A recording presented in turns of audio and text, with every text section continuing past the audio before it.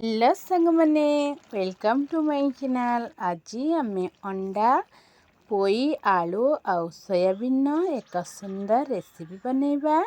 सेथिपाई मुझे मसला प्रस्तुत करने मसलारे मुझे टमाटो अदा पियाज रसुण ता सहित धनिया पत्र एठी मु गोटे गुजराती को नहीं जाऊँगी ता सहित जीरा नौची।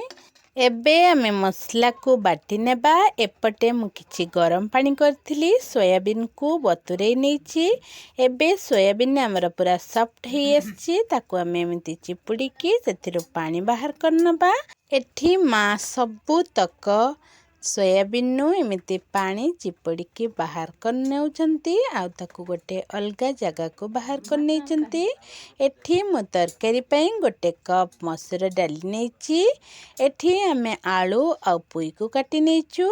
एबे आमे सोयाबीन ने पकेबा हळदी लूण आउ लंका गुंड ताको भल भाबरे गोळेई नबा। एठी आमे दुईटी अंडा को भांगी की सोयाबीन ने पकेबा। देखंतु आमे एठी दुईटी अंडा नेछु। आपण माने चाहिले अधिक किंबा कम नै परिबे। ताको भल भाबरे एमिति गोळेई नेबे जेमिति सोयाबीन ने अंडाटा पूरा मैरिनेट हे जिवो। एपटे आमे कड़ाई गरम करिकी सेथिरे दबा सोरिष तेल आउ सेथिरे सोयाबीन को देकी भल भाबरे फ्राई करनबा। आम भिडियोटी आपण मानकु जदि भल लागु थाए तेबे मो चैनल को लाइक शेयर सब्सक्राइब करंतु जहा फलरे मते उत्साह मिलिबो। मु आपण मानक पई एमिति नुआ नुआ रेसिपी वीडियो नै आसीबी। एमिति मझिरे मझिरे घंटी घंटी की भाजी नेबे जेमिति तलरे लागी न जिवो। सोयाबीनटा भल भाबरे भाजी हे आसिलानी। आमे एकु आउ गोटे जगह को बाहर करनबा। एबे आमे सही कड़ाई रे आउ किछि तेल गरम करिबा। काटिकी रखिबा पोई आउ आलू को नेकी भाजी नबा। सेथिरे आमे लूण हळदी पकेइबा।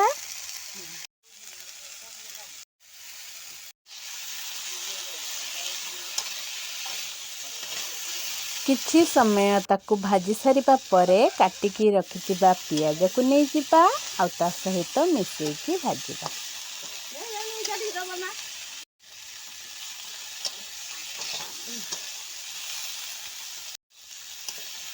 एबे आमे धोईकी रखिबा मसूर डाली को नै जिबा आउ किछि समय एहाको संतुली नबा।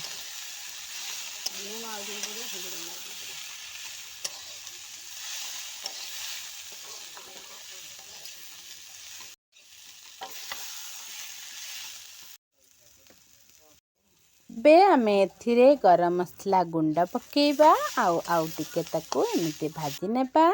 सेथिरे आपण जेतिकी राग खाइबे सेतिकी लंका गुंड पकेइबे।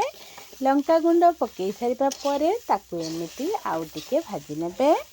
एबे आमे बाटिकी रखिथिबा मसला को देई नबा। मसला रे पानी सुखिबा पर्यंत आमे ताको एमिति भाजी नेबा आउ किछि समय छाडी नेबा। एठी आमर मसला भल भाबरे हे गलानी। आमे एथिरे भाजिकी रखिथिबा सोयाबीन को देई नबा आउ ताकू आउ टिके भल भाबरे कसी नेबा।